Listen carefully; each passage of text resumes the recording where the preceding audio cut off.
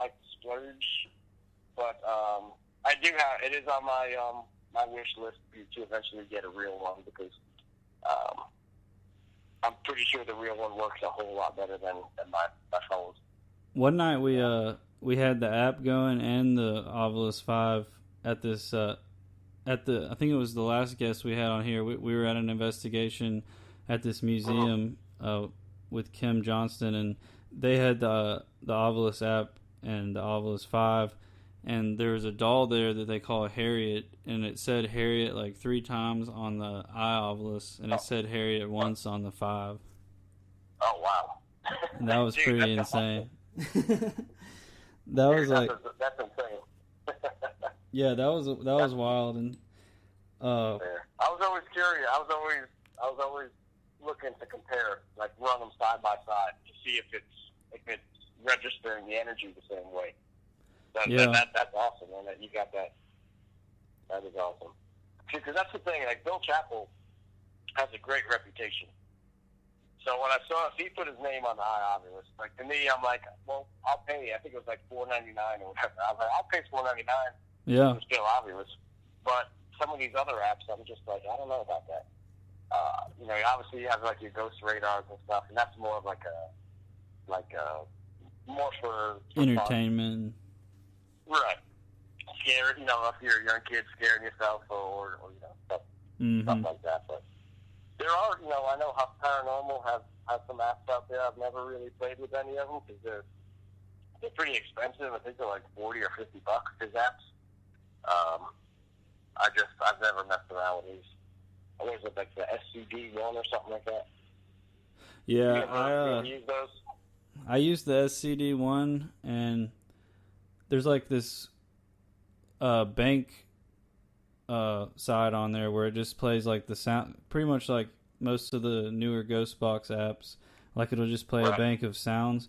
But I did find on that one, I found some loops of words and things like that. Like there was one that said like the demons will just come out and get me.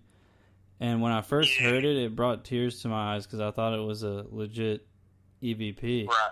And then I heard it again, and so that's when I kind of started, you know, leaning more toward just using radios and an EVP recorder, and kind of haven't really messed with apps too much. But I do think you can get some, you know, just as amazing responses on apps, but I just personally don't use them anymore, really.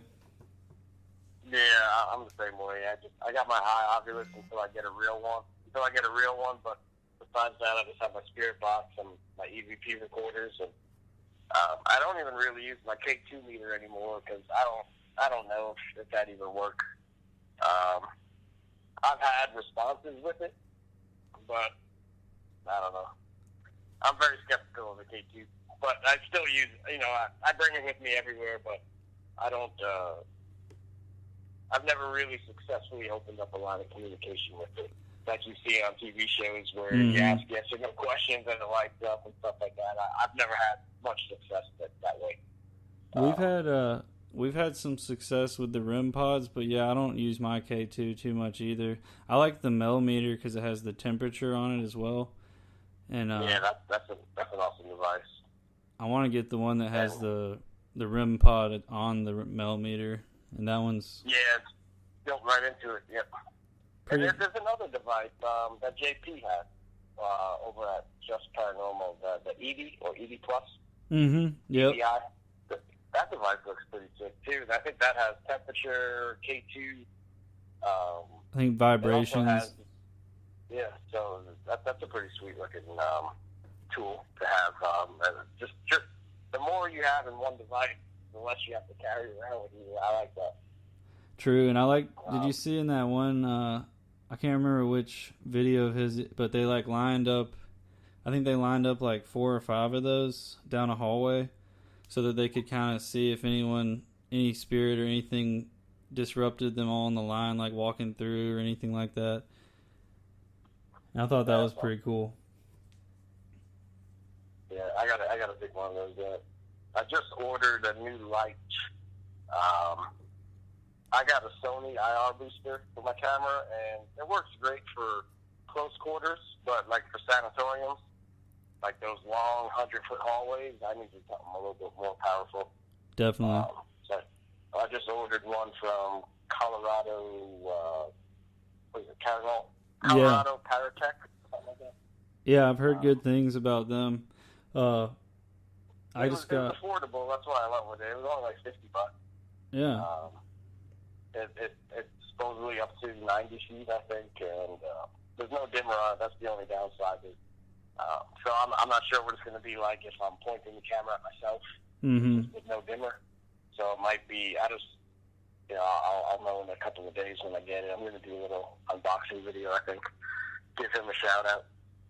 For sure. I'm looking forward to getting that. I definitely need it before the 23rd because my footage was way too grainy in my opinion. I was a little dissatisfied when I went home and was reviewing the footage. Because when you look at that LCD screen, I'm like, oh, it looks great. And then you put it on your computer, I'm like, oh man, this looks grainy as hell. I understand. I'm still trying to get my quality up too. I'm pretty much going to just throw out. I picked up one of those GoPros, modified GoPros or fake GoPros from Ghost Shop 3 years ago. That thing is a piece of crap, man. Yeah. It's awful. It don't matter how good of a quality IR light you have. That thing just looks like crap, man. And I don't know if I got a dud or what, because the footage that they show on the website looks nothing like what I record, and I don't even use it anymore. Just for that. I think I'm going to make a video of me stepping on it or something. I've ran into some problems with some Ghost Stop equipment as well. Like, I got one of their Bell and Howell night vision cameras, and it was a piece of crap. Like the part where you screw a tripod in broke like within the first week, and I hadn't even been doing anything crazy with it. Just cracked around the plastic, and I was like, I emailed them, and they were like, yeah, we can't do anything about that. And I was like, well, I have caught some cool things on that camera, but also the audio is weird on it. It makes this like ticking sound and stuff. Damn. So. And that website they're expensive as hell, man. Yeah.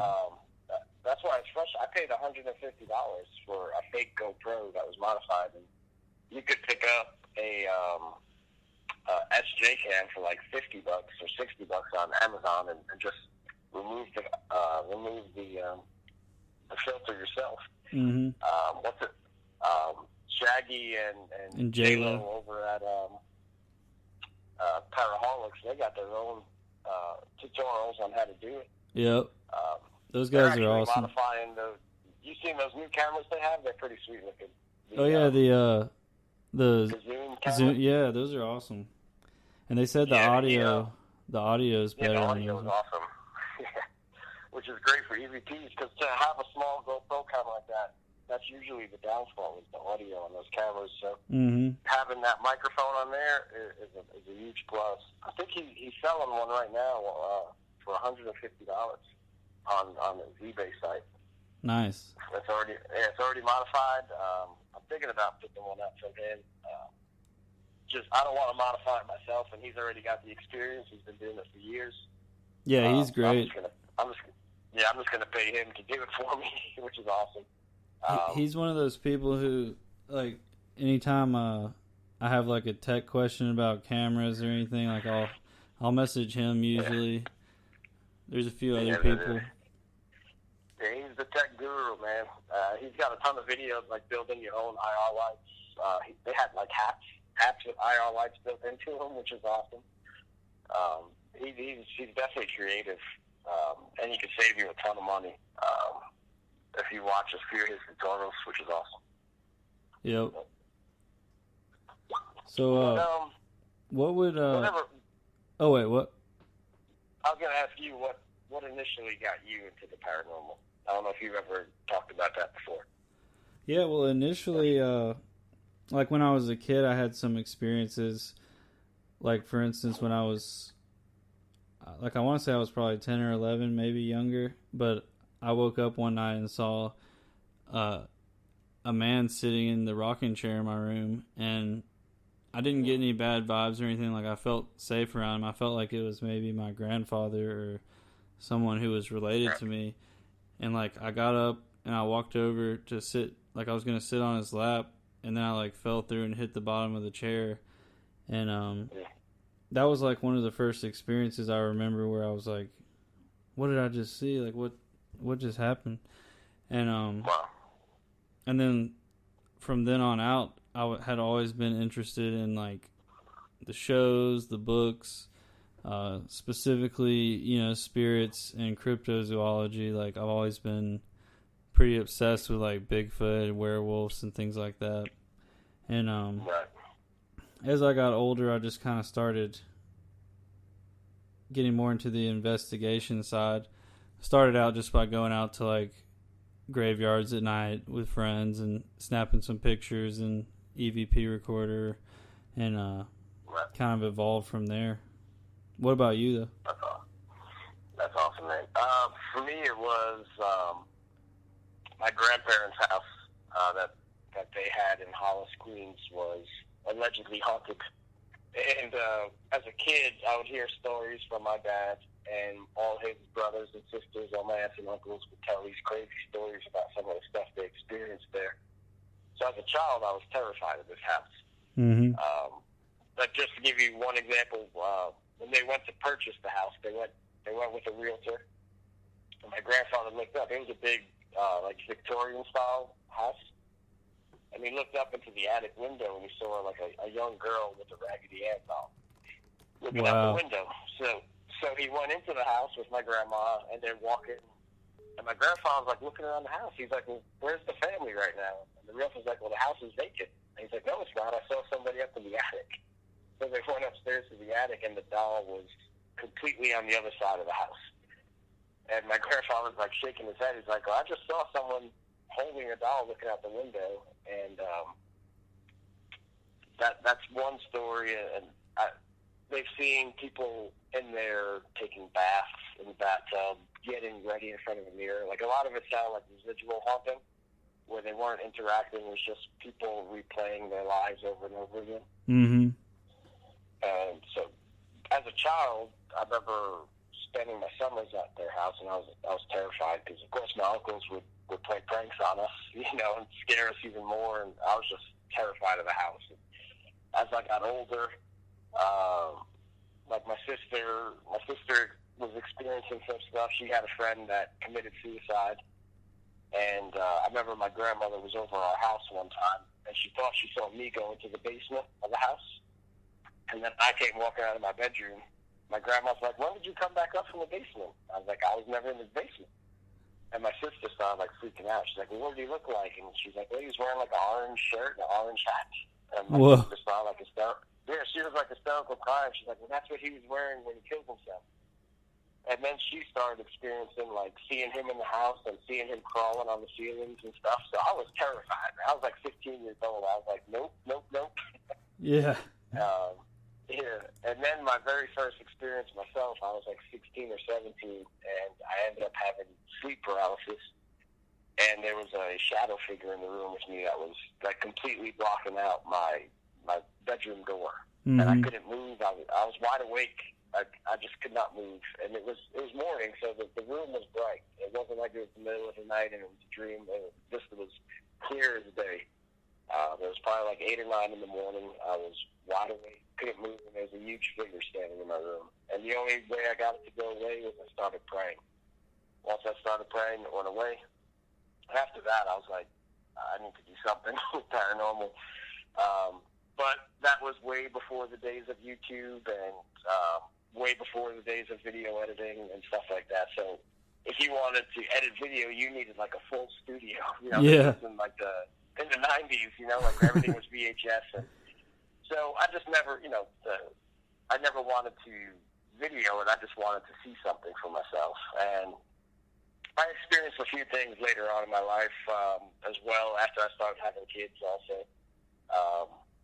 One night, it was my turn to get up with my son. My son is 8 now, but this is when he was a newborn. And it was like 2 or 3 in the morning, and you could hear him on the baby monitor crying. And it was my turn to get up with him, and his bedroom was right next to the bathroom. So I was like, well, let me use the bathroom real quick, because I figured I'd be rocking him to sleep for about a half an hour.